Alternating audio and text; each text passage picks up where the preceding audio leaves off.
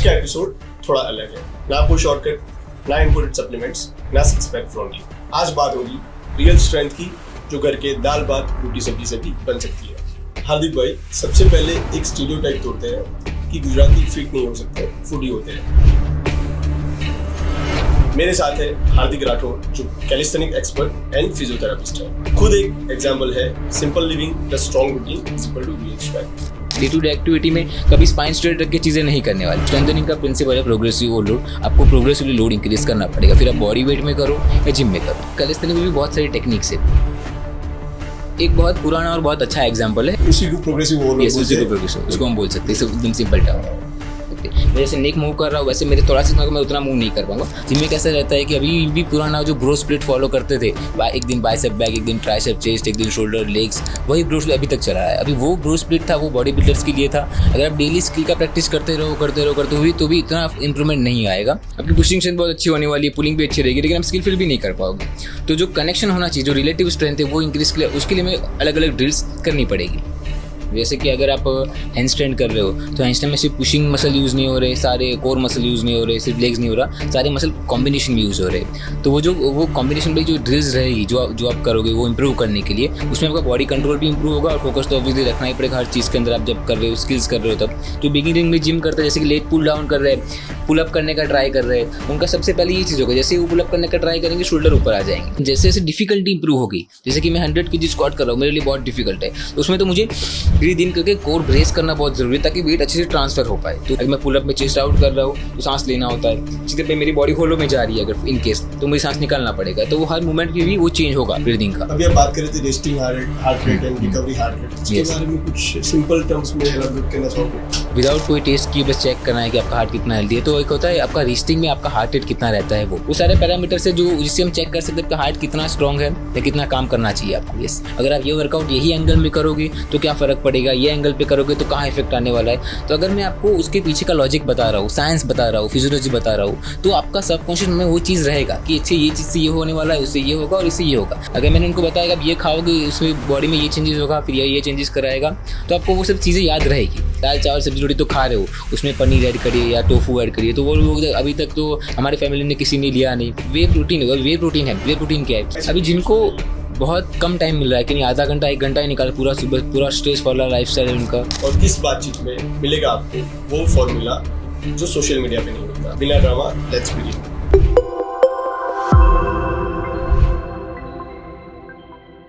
हार्दिक भाई, सबसे पहले एक स्टीरियोटाइप तोड़ते हैं कि गुजराती फिट नहीं हो सकते, फूडी होते हैं। ये थिंकिंग आपने कैसे तोड़ी? क्या आप अपना कोई पर्सनल एग्जांपल देना चाहेंगे?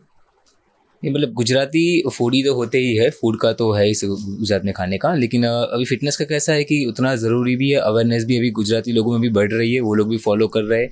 और ऐसा नहीं कि गुजराती में जो रेगुलर हम दाल चावल सब्जी रोटी खाते हैं, उसके अंदर भी हम कुछ चीज़ें एडजस्ट करके वो लॉन्ग टर्म सस्टेन हम वो डाइट फॉलो कर सकते हैं। डाइट हो गया, वर्कआउट हो गया, मतलब वो जो चीज़ जो फिटनेस के लिए ज़रूरी चीज़ें हैं, वो हम गुजराती जो रेगुलर रूटीन है उनके रूटीन में भी हम ईजिली एडजस्ट कर सकते हैं। तो वो लोग समझ नहीं पाते कि वो कैसे एडजस्ट, उनको पता नहीं है कि वो चीज़ें वो कैसे एडजस्ट करें। फूड के बारे में हो, एक्टिविटी के बारे में हो, स्लीप के बारे में हो, क्या खाना है उसके बारे में हो, तो वो हम एडजस्ट कर सकते हैं गुजराती डाइट के अंदर भी। तो फूड को लेके कोई एग्जांपल देना चाहेंगे? जैसे कि हम एग्जांपल है, आप दाल चावल सब्जी रोटी खा रहे हो रेगुलरली, तो उसके अंदर हमें लगता है कि सारी चीज़ें हमें मिल रही है, कार्बोहाइड्रेट्स, प्रोटीन, फैट, फाइबर जो बॉडी के लिए ज़रूरी है, लेकिन कुछ चीज़ें मिस होती है जो हमें एडजस्ट करना चाहिए। तो आपको कुछ खाना बंद करने की ज़रूरत नहीं है कि आपको ये कल से बंद कर दो, राइस खाना छोड़ दो, रोटी खाना छोड़ दो या कम कर दो, वो ज़रूरी नहीं है। बस हमें एडजस्ट करना है राइट अमाउंट में कि कितना कार्बोहाइड्रेट्स लेना चाहिए, कितना प्रोटीन लेना चाहिए, कितना फैट लेना चाहिए। तो वो रेशियो हमें सीखना पड़ेगा कि कैसे हम रेगुलर डाइट के अंदर ही वो एडजस्ट कर सके, ताकि आप लॉन्ग टर्म के लिए वो चीज़ फॉलो कर पाओ। अगर मैं आपको कल से कुछ नया डाइट दूँ कि नहीं आप ये खाना छोड़ दो या ये खाना स्टार्ट कर दो, तो आप चलो बहुत आपको करना है तो 1 महीना 2 महीना कर भी लोगे, लेकिन उसके बाद वापस रेगुलर आपका ब्रेक हो ही जाएगा, तो वो आप लॉन्ग टर्म सस्टेन नहीं कर पाओगे।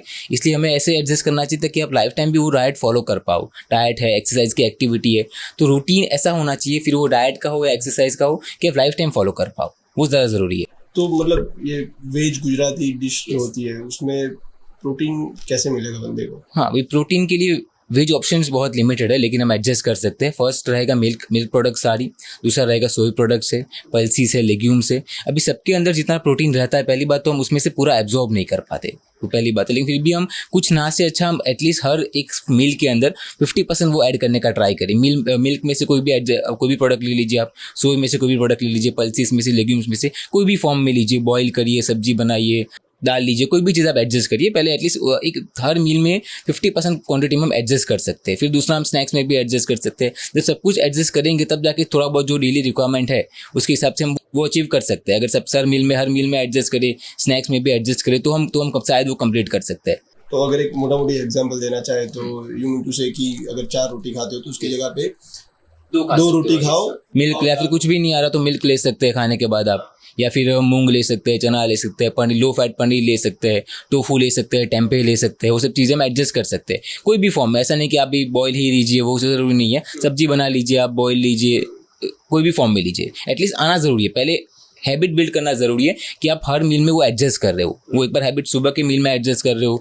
दोपहर के मील में एडजस्ट कर रहे हो, रात में एडजस्ट कर रहे हो। एक बार आपको हर मील में protein, carbs, fat and fibre का राइट अमाउंट रेशियो सेट करने का हैबिट बिल्ड होगा, फिर हम क्वांटिटी तो एडजस्ट कर सकते हैं कि कितना ये लेना है, कितना वो लेना है। बाद में वो क्वांटिटी एडजस्ट कर सकते हैं। पहले बस हैबिट बिल्ड करनी है कि आप हर मील में वो एडजस्ट कर पाओ। जो हम खाते हैं वही खाना, उसी खाने में क्वांटिटी एडजस्ट करके हाँ वही खाना है, कोई भी बस थोड़ा एडजस्ट करना है, ऐड करना है प्रोटीन और वो चीज़ें, बाकी जो खा रहे हो वही खाना है, कुछ ज़्यादा चेंज नहीं करना हमें। अभी जैसे कि ये रेशियो एडजस्ट करना क्यों ज़रूरी है, कार्बोहाइड्रेट्स का, प्रोटीन का, फैट का और फाइबर का। जैसे कि अगर आप कार्ब्स ले रहे हैं, जैसे कि दाल, चावल, सब्जी, रोटी, उसमें से हमें ग्लूकोज मिलने वाला है जो एनर्जी के लिए ज़रूरी है। वैसे अगर आप प्रोटीन खा रहे हो तो वो रिकवरी के लिए ज़रूरी है, फैट खा रहे हो वो सेल प्रोटेक्शन के लिए ज़रूरी है, फाइबर ले रहे हो वो डाइजेशन के लिए ज़रूरी है। तो हमारा हर चीज़ का एक कोई ना कोई फंक्शन है, इसलिए वो हर चीज़ डाइट के अंदर एडजस्ट होना बहुत ज़रूरी है। तब हमारी बॉडी अच्छे से फंक्शन कर पाएगी, हर एक चीज़ बॉडी को मिला है तो।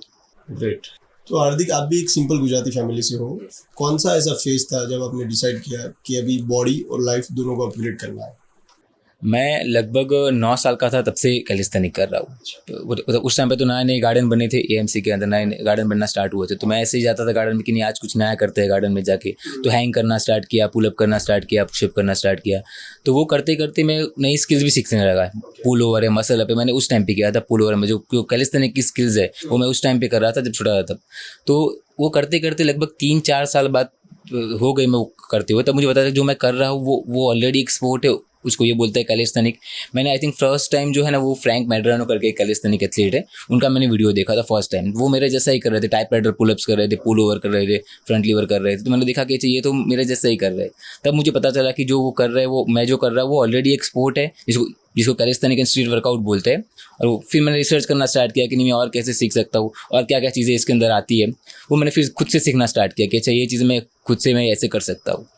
ऐसे स्टार्ट हुआ। तो तब तक मतलब आपको पता नहीं था, आप अपने आप से कुछ भी मतलब कुछ भी आपको लगता था कि आप कुछ क्रिएटिव कर रहे हो? उस टाइम पे ऐसा था कि मैं डेली जब जाता था गार्डन में ट्रेनिंग करने के लिए, मैं कुछ नया करता था, डेली कुछ नया करता था, डेली कोई अलग स्किल करता था, कुछ अलग फ्लिप करता था, रोज कुछ ना कुछ नया करता था उस टाइम पे। ऐसे ही स्टार्ट हुआ कैलिस्थेनिक का मेरा। यस। तो हार्दिक, आप एक जनरल रूटीन बताना चाहोगे जो कोई भी यूज कर सके फैट लॉस के लिए, फिटनेस बिल्डअप करने के लिए, जैसे कि पुल अप, पुशअप्स, वॉकिंग, ऐसा कुछ एक रूटीन बताना चाहोगे और कैसे उसको फॉलो कर सकते हैं? भाई जैसे कि कोई भी क्लाइंट मेरे पास आ रहा है कि नहीं मुझे जैसे कि वेट गेन करना है या फैट लॉस करना है, तो या फिर मुझे एब्स चाहिए या मुझे शोल्डर ही स्ट्रॉन्ग करना है या मुझे हैंडस्टैंड ही सीखना है, तो पहले वो चीज़ें वो उनका गोल है, उनको वो सीखना है। लेकिन अभी पहले मैं सीधा उनको वो सिखाने के लिए एक्सरसाइज नहीं दिखाऊंगा। पहले वो जो है उनका रूटीन क्या है। अभी पहला आपका प्रायोरिटी होना चाहिए फंक्शनल फिटनेस, कि जो आपका रूटीन है, अगर कोई 9 to 5 जॉब करता है उसको डेस्क के सामने ही बैठे रहना है, अगर उसके ट्रैप्स मसल्स है, पोस्चरल मसल्स है, अगर उसमें ही उतना स्टेमिना और स्ट्रेंथ नहीं है, तो अगर आप वो कितना भी उनका वेट गेन कर ले या फैट लॉस कर ले या फिर कोई भी हैंडस्टैंड कर ले, एब्स स्ट्रॉन्ग कर ले, लेकिन उनको अगर वो डेली एक्टिविटी में हेल्प नहीं करेगा तो वो स्ट्रेंथ उनके लिए काम की नहीं है। तो एज अ कोच मेरा फर्स्ट प्रायोरिटी उनका ये होना चाहिए, मैं उनको वो सजेस्ट करूँगा कि पहले आप फंक्शनल फिटनेस पे फोकस करिए जो आपको डे टू डे एक्टिविटी में हेल्प करेगा। अगर वो स्ट्रेंथ आपकी इंप्रूव हो गई, फिर आपका जो गोल है कि नहीं मुझे मसल्स इंक्रीज करना है या मुझे फैट लॉस करना है या मुझे हैंड स्ट्रेंथ सीखना है, वो जो आपका जो गोल है वो आपका फर्स्ट प्रायोरिटी नहीं होना चाहिए, सेकंड प्रायोरिटी होना चाहिए। तो एज ए कोच मैं उनको वही सजेस्ट करूँगा कि पहले आप जो बेसिक फंक्शनल फिटनेस है जो आपको डे टू डे एक्टिविटी में हेल्प करेगा, खाने में आप जा रहे हो जॉब में उसमें कोई इश्यू ना हो, घर में कुछ उठा रहे हो, सामान रख रहे हो, या फिर आप वॉक करने जा रहे हो, बाहर घूमने गए, आप ट्रैक करने जा रहे हो, वहाँ आपको स्टेमिना इतना अच्छा हो, तो वो सब चीज़ें ज़्यादा ज़रूरी है। वो हमारा फर्स्ट प्रायोरिटी होना चाहिए। तो ऐसी कोई एग्जांपल एक्सरसाइजेस फंक्शनल फिटनेस के लिए जो हेल्प कर। नहीं, कैलिस्थेनिक ज़्यादा बेटर है उसके लिए फंक्शनल, क्योंकि कैलिस्थेनिक पे ज़्यादातर कंपाउंड मूवमेंट्स होती है। हम पर्टिकुलर एक मसल को फोकस नहीं, मैं जैसे कि मैं चेस्ट फोकस कर रहा हूँ, बाइसेप फोकस कर रहा हूँ, वैसे पर्टिकुलर मसल की एक्सरसाइज कम होती है, कंपाउंड ज़्यादा होती है। हम पुश कर रहे हैं, वर्टिकल पुश कर रहे हैं, पुल कर रहे हैं, कोर कर रहे हैं, लेग स्क्वाट्स कर रहे हैं, तो वो डे टू डे जो कंपाउंड मूवमेंट है वो आप डे टू डे एक्टिविटी में यूज़ करने ही वाले हो। दूसरा है स्पाइनल फ्लेक्शन, जब हम स्पाइन जब फ्लेक्शन मतलब बैंड करना स्पाइन को, तो वैसी मूवमेंट जिसमें हमारा स्पाइन बैंड भी हो रहा है, कुछ में उठा रहा हो, तो वो मूवमेंट भी हमें ट्रेनिंग में ऐड करनी है। जनरली हम जिम में क्या करते हैं कि स्पाइन को स्ट्रेट रखने का ट्राई करते हैं। अभी जिम के लिए देखे तो वो सही है, क्योंकि आप इतना हैवी वेट लिफ्ट कर रहे हो, आप स्पाइन को उतना ज़्यादा बैंड नहीं कर सकते। लेकिन अगर आप नॉर्मल वेट से स्टार्ट करोगे और पहले से स्पाइन बैंड रखना स्टार्ट करोगे, तो आपका स्पाइन जिस रेंज में जाएगा वो रेंज की स्ट्रेंथ इंप्रूव होने वाली है। अगर जैसे कि मैं स्क्वाट्स कर रहा हूँ, 100 kg स्क्वाट्स कर रहा हूँ, बैक स्क्वाट्स, तो मैं हाफ तक गया और ऊपर आ गया, तो मेरी नी की जो उतनी रेंज हुई 180 से लेकर 90 की जो रेंज हुई, उसमें उतनी स्ट्रेंथ इंप्रूव हो गई कि मैं 100 किलो लिफ्ट कर सकता हूँ। लेकिन जो नीचे वाली रेंज है 90 लेकर 0 वाली रेंज, वो उसमें भी उतनी स्ट्रेंथ नहीं है।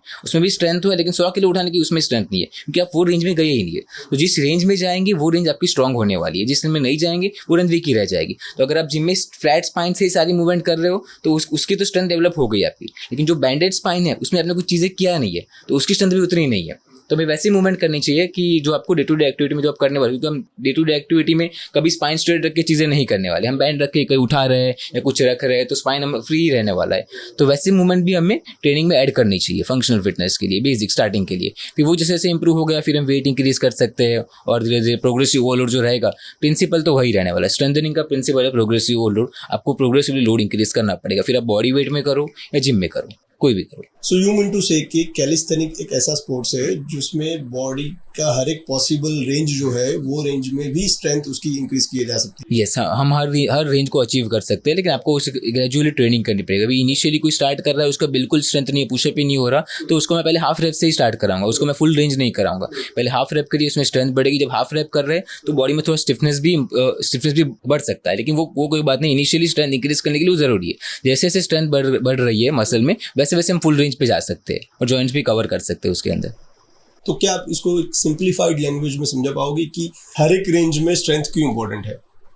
अभी जैसे कि आप जिम में वेट लिफ्ट कर रहे हो, और जिम में एक एक्सरसाइज होते हैं बाइसेप्स के लिए प्रीचर कर्ल्स। अभी प्रीचर कर्ल्स में आपको हाथ आगे रखने होते हैं और फिर डंबल कर्ल करना होता है। अभी उसमें एंगल ऐसा है, और वेट भी अगर आप हैवी ले रहे हो तो उसमें आप आर्म्स को लॉक नहीं करना चाहिए, क्योंकि वो जॉइंट्स पे लोड आएगा। तो उसके लिए एक्सरसाइज के हिसाब से वो रेंज सही है कि उनको यहाँ तक ही एक्सटेंड करना है ऑलमोस्ट, फिर कर्ल करना है, यहाँ तक ही करना है। तो जो वो लास्ट की जो रेंज है लॉक करने वाली, वो रेंज में हम नहीं गए, जॉइंट को सेफ रखने के लिए, प्रेशर बचाने के लिए। तो वो उसके हिसाब से वो सही है। लेकिन अगर आप वो रेंज में नहीं गए तो आपका वो रेंज तो मसल के लिए वीक ही रह जाएगा, तो उसको आपको अलग से ट्रेन करना पड़ेगा, कोई भी चीज़ अगर आप कर रहे हो तो प्रीचर कर्ल में अगर कोई बंदा 15 kg या 20 kg से डंबल मार सकता है, हाँ, वही शायद वो स्ट्रेट वो उतना नहीं कर पाएंगे। वो कैलिस्थेनिक्स में वो हम कर सकते हैं। हर जॉइंट को हर मूवमेंट के हिसाब से जो रिक्वायरमेंट है उसके हिसाब से हम ट्रेन कर सकते हैं। और दूसरा सबसे इंपॉर्टेंट बात जो मिस होता है, जैसे कि जिम में हम वेट इजीली इंक्रीज कर सकते हैं कि पहले 5 kg ले रहे, 7.5 ले रहे, 10 kg ले रहे, तो ग्रेजुअली मसल्स के ऊपर लोड इंक्रीज कर रहे हैं, तो उससे मसल की स्ट्रेंथ इंप्रूव हो जाएगी। क्योंकि प्रिंसिपल क्या है स्ट्रेंथ का,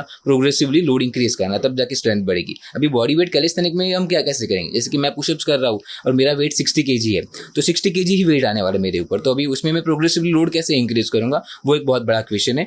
तो वो करने के लिए उसमें भी कैलिस्थेनिक में भी बहुत सारी टेक्निक्स है। जैसे कि सबसे पहला टेक्निक है स्पीड चेंज करना। जो इसेंट्रिक मूवमेंट है, जब मैं नीचे जा रहा हूँ ग्राउंड की तरफ, वो मैं और स्लो डाउन कर दूंगा, और जो कॉन्सेंट्रिक मूवमेंट है वो नॉर्मल करूंगा। तो स्पीड स्लो डाउन करने से भी मेरे मसल्स के ऊपर लोड इंक्रीज होगा, वो पहला स्टेप वो हो गया। फिर वो भी हो गया, फिर हम बॉडी लिवरेज चेंज कर सकते हैं कि फ्लैट पुशअप करने की जगह हम डिक्लाइन पुशअप्स कर सकते हैं, लेग्स एलिवेट कर सकते हैं, उसमें भी लोड इंक्रीज हो गया। या फिर हम सिंगल आर्म पुशअप करने का ट्राई कर सकते हैं कि मैं वेट शिफ्ट कर सकता हूँ एक साइड लेफ्ट एंड राइट, तो मैं लोड इंक्रीज कर सकता हूँ। दूसरा है मैं 2 सेट के बीच का रेस्ट भी रिड्यूस कर सकता हूँ, अगर मैं रेस्ट पीरियड भी रिड्यूस कर दूंगा तो भी लोड इंक्रीज हो जाएगा। तो वैसे बहुत सारे टेक्निक्स कैलिस्थेनिक के अंदर है जिससे हम स्ट्रेंथ इंक्रीज कर सकते हैं। सो नॉर्मल पुशअप से लेकर के प्लेंच पुशअप, जहाँ पे खाली 2 हाथ पे पूरा पुशअप होगा, 2 हाथ और बॉडी स्ट्रेट हवा में, उस पे पूरा पुशअप होगा, वो भी एक पुशअप की रेंज है। यस, वो भी है। वो जैसे से आप लोड इंक्रीज करते जाओगे हम वो भी अचीव कर सकते हैं, लेकिन वो तो पूरा एक कैलिस्थेनिक का अलग स्किल है। जिनको वो फेज में जाना है, स्किल्स के लिए जाना, वो कर सकते हैं। बाकी जो नॉर्मल फिटनेस, जिनको बस नॉर्मल फिटनेस के लिए करना है, फ्लेक्सिबिलिटी भी मेंटेन रहे, स्ट्रेंथ इंक्रीज हो, वो लोग भी कर सकते हैं, क्योंकि उनके लिए रूटीन थोड़ा अलग रहेगा। उनको सब कुछ स्किल बेस्ड करने की जरूरत नहीं है। Yes. तो जो लोगों का क्वेश्चन होता है कि एक्चुअली एज यू से कि जिम में तो क्या मतलब 100 kg भी हमने उठा लिया, 120 kg भी उठा लिया, क्योंकि एक्सटर्नल वेट्स हम लगाएंगे। Yes. तो वो एग्जैक्टली कैलिस्थेनिक्स में कैसे कर सकते हैं, वही जवाब हाँ। आपने अभी दिया यस कि नॉर्मल पुशअप होता है तो अगर आपका हाँ। बॉडी वेट 60 केजी है तो आप 60 केजी से पुशअप कर रहे हो। यस अगर आप बॉडी लेवरेज चेंज कर रहे हो, हाँ। एंगल चेंज कर तो रहे हो लोड बढ़ जाएगा। लोड बढ़ेगा। हाँ। या वन हैंड से टाइपराइटर पुशअप कर रहे हो तो भी लोड तो भी लोड बढ़ेगा। बढ़ जाएगा। हाँ या फिर एक्सट्रीम केस में अगर प्लैंच मूवमेंट में भी पुशअप कर रहे हो तो तो उससे भी उसमें तो बहुत ज्यादा लोड आने वाला है। यस मतलब प्लैंच इन द सेंस कि दो हाँ पैर स्ट्रेट हवा में स्ट्रेट रहेंगे रहेंगे, और पूरा खाली वेट हाथ आर्म्स एंड से। शोल्डर्स के ऊपर आएगा, पूरा वेट शोल्डर्स एंड प्रोट्रैक्शन के ऊपर। तो वही मतलब, लेकिन वो हमें रिक्वायरमेंट के हिसाब से चेंज करना चाहिए कि आपका रिक्वायरमेंट क्या है। मैंने पहले बताया वैसे ही कि भी किसी का रिक्वायरमेंट जो डेस्क जॉब है और उसको उसके लिए पहले इंप्रूवमेंट करना है। अगर उसको बार बार स्पाज्म हो रहा है, मसल में मसल पेन हो रहा है, बैठे नहीं पा रहा, लो बैक पेन भी हो रहा है, तो उनका रिक्वायरमेंट पहले वो होना चाहिए कि कैसे वो पैरास्पाइनल मसल जो है हमारे स्पाइन के आजू बाजू की मसल, उसका स्ट्रेंथ और स्टेमिना उतना इंप्रूव करे, उतना स्टिमुलस इंक्रीज करे वो मसल्स के ऊपर, ताकि बाद में जब आप बैठे रहने की वजह से भी जो स्टिमुलस आएगा, लोड आएगा, वापस उनको पेन ना हो। तो पहले वो फंक्शनल फिटनेस का प्रायोरिटी आपको देना चाहिए। फिर आपका जो गोल है वो बाद में प्रायोरिटी देना चाहिए कि अब मुझे मसल अप करना है, मुझे ह्यूमन फ्लैग करना है, वो भी आप कर सकते हैं, लेकिन पहले आपका फंक्शनल फिटनेस होना चाहिए कि आपको डे टू डे एक्टिविटी में सब कुछ इजीली आप कर पाओ। वो अचीव होगा फिर आपको इस पे को जाना चाहिए। अगर आप कितना भी मसल अप कर रहे हो, ह्यूमन फ्लैग कर रहे हो, लेकिन आपका जो दिन का काम है पूरे दिन का, उसमें आपका अगर आप थक जा रहे हो ना आपका नेक पेन हो रहा है, बैक पेन हो रहा है, तो क्या काम का फिर वो चीज़। इसलिए प्रायोरिटाइज हमें फंक्शनल फिटनेस को करना चाहिए। अच्छा हार्दिक भाई, आपने 2-3 बार बोला प्रोग्रेसिव ओवरलोड। यस तो उसको एकदम सिंप्लीफाई लैंग्वेज में हमारी ऑडियंस को समझाने की कोशिश करेंगे और कोई एग्जांपल के साथ, हाँ। फिटनेस के सिवा कोई एग्जांपल Yes, के yes. साथ, तो सबको कनेक्ट। हाँ, एक बहुत पुराना और बहुत अच्छा एग्जाम्पल है। एक छोटा लड़का था, वो डेली अपने कंधे पे एक गाय का एक बच्चा था, उसको अपने कंधे पे लेके चलता था रोज, लगभग 5 साल या 6 साल की उम्र से। और तो तब जो गाय का बच्चा था वो भी बहुत छोटा था, वो डेली चल रहा था। पहले दिन चला, दूसरे दिन चला, वो धीरे धीरे उसका ग्रोथ, वो लड़के का भी ग्रोथ हो रहा था और गाय के बच्चा जो था उसका भी ग्रोथ हो रहा था, दोनों का ग्रोथ हो रहा था। अभी 10 साल हुआ, उसकी भी हाइट बढ़ा, उसका भी वेट बढ़ा, गाय का भी हाइट और वेट बढ़ा। 15 साल हुआ, 20 साल हुआ। अभी वो जब गाय का बच्चा भी इतना बड़ा हो गया, तभी भी वो डेली उसको उठा के चल पाता था। तो जैसे जैसे उसका भी ग्रोथ हुआ, उसका भी मसल्स के ऊपर ग्रेजुअली लोड इंक्रीज हुआ बच्चे के ऊपर, तो उसमें वो मसल्स उस वेट के हिसाब से एडेप्ट हो गए। वही प्रोग्रेसिव लोड, कि आप प्रोग्रेसिवली लोड को ग्रेजुअली इंक्रीज करोगे तो बॉडी एडेप्ट हो जाएगी, फिर कितना भी वेट लेगा। मतलब जब वो छोटा था तब Yes. शायद गाय का कभी बच्चे वो का भी छोटा था, वेट yes. होगा हम्म। 20-25 किलो, Yes, एग्जांपल, हाँ, ठीक yes. है, उसका भी वेट होगा 10-15 किलो, तब वो 25 किलो उठा करके चल सकता है। धीरे धीरे उसको भी पता नहीं था, जो 25 किलो में हाँ। जो इजीनेस से वो उठाता था, वो धीरे धीरे कब 40 किलो में हाँ, भी वो हाँ, उतना इजीनेस उतना easily से उठा पाया। चलने लगा। जब वो बड़ा तो वो 100 किलो का वेट हाँ, भी उतना इतना इजीली इजीली उठा करके चलने लगा। Yes. तो उसी को प्रोग्रेसिव ओवरलोड यस, उसी बोलते को हैं। प्रोग्रेसिव, उसको हम बोल सकते हैं एकदम simple term. Yes so people think कि strength is important then mobility इतनी इम्पोर्टेंट नहीं है, तो शायद उसके हिसाब से कभी कभार पेन आता है। तो आपके एक्सपीरियंस से मोबिलिटी कितनी इम्पोर्टेंट है और इस पे क्या कहना चाहोगे आप? अभी स्टेबिलिटी और मोबिलिटी दोनों ज़रूरी है। कुछ जैसे कि हम बात करें स्पाइन के बारे में बात करें, आपका सर्वाइकल स्पाइन जो नेक स्पाइन है, वहाँ पे वो फुल्ली मोबाइल है, मैं आगे देख सकता हूँ, ऊपर नीचे रोटेशन, साइड बेंडिंग सब कुछ हो रहा है। तो ये स्पाइन के अंदर मेरी मोबिलिटी हाई है और स्टेबिलिटी कॉम्प्रोमाइज हो गई है। वैसे थोरासिक स्पाइन की बात करो, जो मिडल बैक है आपका, अभी उसके आजू बाजू सारी रिब्स अटैच है, तो वहाँ पे स्टेबिलिटी बहुत ज़्यादा है और मोबिलिटी वहाँ मूवमेंटम नहीं कर सकते। मैं जैसे नेक मूव कर रहा हूँ, वैसे मेरे थोरासिक में मैं उतना मूव नहीं कर पाऊंगा, तो स्टेबिलिटी वहाँ ज़्यादा है और वहाँ मोबिलिटी कॉम्प्रोमाइज हो गई है। वैसे लोअर बैक जो आपका, वो भी मैं फुल ट्विस्ट कर पा रहा हूँ, साइड बेंड कर पा रहा हूँ, आगे झुक पा रहा हूँ, पीछे झुक पा रहा हूँ, तो वहाँ मोबिलिटी ज़्यादा है, स्टेबिलिटी कम है। तो जहाँ पे हमारा गोल क्या होना चाहिए कि हर जॉइंट के अंदर मोबिलिटी एंड स्टेबिलिटी इक्वल हो। जहाँ मोबिलिटी ज़्यादा भी है, जैसे कि बेस्ट एग्जांपल है, हम शोल्डर जोन की बात करते हैं। शोल्डर जोन फुल्ली मोबाइल है, मैं फुल्ली मूव कर पा रहा हूँ, तो वहाँ पे मोबिलिटी बहुत ज़्यादा है, तो वहाँ मुझे स्टेबिलिटी ट्रेनिंग करनी चाहिए। मैं ये चीज़ कर रहा हूँ, ये एंगल में स्टेबिलिटी ट्रेनिंग कर रहा हूँ, जो सराउंडिंग मसल्स है मैं उसकी स्ट्रेंथ इंक्रीज करूँगा, ताकि अगर कभी ज़्यादा लोड भी एकदम से जर्क आ जाए, मेरा हाथ पीछे घूम जाए, तो भी वो ऑलरेडी मोबाइल है उतना। तो अगर मेरी मसल स्ट्रांग होगी, लिगामेंट स्ट्रांग होगी, तो वो इंजरी होने नहीं देंगे। जैसे मैं और हिप की बात करूँ, तो हिप जॉइंट बहुत स्टेबल जॉइंट है, वहाँ मोबिलिटी बहुत कम रहती है, हम उतना मूव नहीं कर पाते हिप जॉइंट को, तो वहाँ मुझे मोबिलिटी ट्रेनिंग करनी चाहिए। तो अल्टीमेटली नेक की बात करें तो नेक में आपको स्टेबिलिटी ट्रेनिंग करनी चाहिए। जो आपका नेक मसल्स है, आप आगे होल्ड कर रहे हो, पीछे होल्ड कर रहे हो, मूवमेंट कर रहे हो, तो वहाँ पे स्टेबिलिटी ट्रेनिंग करनी है। अभी जहाँ स्टेबिलिटी ऑलरेडी ज़्यादा है मोबिलिटी ट्रेनिंग करनी चाहिए। तो ये 50-50 हर जॉइंट के अंदर आपका मोबिलिटी एंड स्टेबिलिटी इक्वल होना ज़रूरी है। मोबिलिटी हाई करोगे तो भी इंजरी का चांस ज़्यादा है, स्टेबिलिटी हाई करेंगे तो भी इंजरी का चांस ज़्यादा है। तो कोई भी एक चीज़ पर फोकस नहीं करना। जो लोग योगा रेगुलरली करते हैं तभी उनकी मोबिलिटी बहुत हाई होती है, तो उनको स्टेबिलिटी ट्रेनिंग करनी ही चाहिए। जो लोग बार बार स्ट्रेच कर रहे हैं, और दूसरा कि अगर वो लोग स्टैटिक स्ट्रेचिंग कर रहे हैं मोर देन 30 सेकंड, तो वैसे काफ़ी रिसर्च भी आया है जिसमें static stretching more than 30 second कर रहे हैं तो स्ट्रेंथ रिड्यूस भी होती है कुछ केसेस के अंदर। तो उस वैसे केस में तो हमें स्ट्रेंथनिंग ऐड करनी ही चाहिए। जो लोग रेगुलरली करते हैं, बार बार उतनी मोबाइल बॉडी है, तो उनको तो कंपलसरीली स्टेबिलिटी एक्सरसाइज जो स्ट्रेंथनिंग वाली एक्सरसाइज है वो करना चाहिए।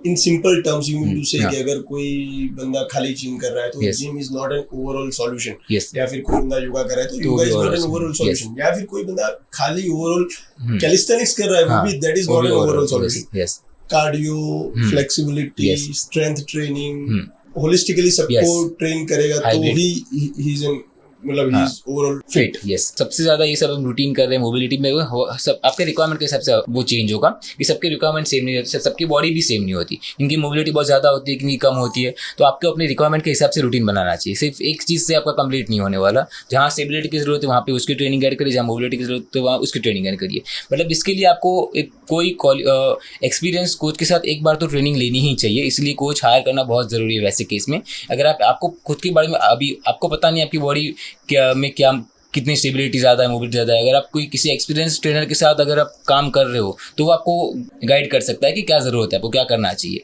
कहाँ कौन सी चीज़ ऐड करनी चाहिए। यस, आप एक कैलिस्थेनिक्स कोच तो हो ही हो, साथ में एक एक्सपर्ट फिजियोथेरापिस्ट भी हो, तो आपके अंदर का फिजियोथेरापिस्ट इस चीज़ को लेकर के, स्टेबिलिटी और मोबिलिटी को लेकर के क्या बोलना चाहेगा? भी फिजियो में ऐसा होता है कि काफ़ी जो उनका जो पेशेंट्स होते हैं इंजरी के बाद जो रिहैब प्लान उनका जो होता है उसके अंदर कैसा रहता है कि पहले पेन रिलीफ फेज होता है कि हम उसको लोड मैनेज करते हैं, पेन रिलीफ करते हैं। उसके बाद उनका मोबिलिटी फेज स्टार्ट होता है कि हर रेंज में जो भी जॉइंट में इंजरी हुई है वो जॉइंट का तो करना ही मोबिलिटी, उसके सराउंडिंग जॉइंट का भी मोबिलिटी करना होता है ताकि वो हेल्प करे। फिर स्ट्रेंथनिंग होता है, स्टेबिलिटी। तो ये फेजेस वाइज होता है कि पहले पेन रिलीफ, फिर मोबिलिटी एंड फिर स्टेबिलिटी ट्रेनिंग होती है। तो उनको वो भी हम जॉइंट के हिसाब से चेंज होता है। मैंने बताया वैसे कि कुछ जॉइंट में मोबिलिटी की जरूरत ज़्यादा होती है, कहाँ पे स्टेबिलिटी की जरूरत ज़्यादा है, तो उसके हिसाब से उनका रिहैब प्लान बनता है। तो वो भी स्टेप बाय स्टेप। तो फिजियो में तो बहुत ज़्यादा ज़रूरी है चीज़, इंजरी के बाद जब रिहैब करेंगे तो मोबिलिटी एंड स्टेबिलिटी मेंटेन करना बहुत ज़रूरी है हर जॉइंट के लिए।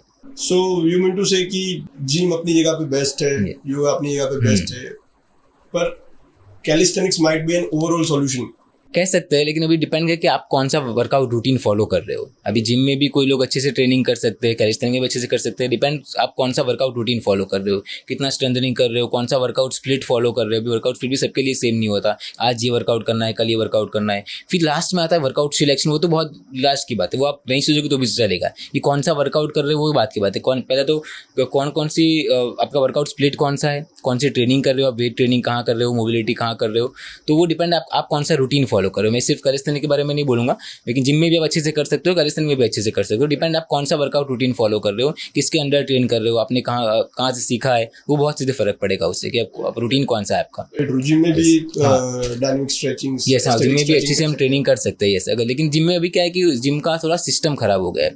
जिम में कैसा रहता है कि अभी भी पुराना जो ब्रो स्प्लिट फॉलो करते थे, एक दिन बाइसेप बैक, एक दिन ट्राइसेप चेस्ट, एक दिन शोल्डर लेग्स, वही ब्रो स्प्लिट अभी तक चला है। अभी वो ब्रो स्प्लिट था वो बॉडी बिल्डर्स के लिए था जिनको बस मसल का साइज इंक्रीज करना है। अभी जो मैंने पहले बताया वैसे कि जिनका काम ही जॉब का है, बैठे रहने का काम है या फिर जो भी काम है, अभी उनको वो ब्रो स्प्लिट फॉलो करने की जरूरत है ही नहीं। उनको पहले वो फुल बॉडी करेंगे 3 दिन वीक में तो भी इनफ है उनके लिए, या फिर अपर लोअर स्प्लिट फॉलो करेंगे तो भी उनके लिए अच्छा है। तो उनको मतलब पुश पुल लेग तक भी जाने की जरूरत नहीं पड़े। कुछ लोग तो स्टार्टिंग ही पुश पुल लेग से करते हैं।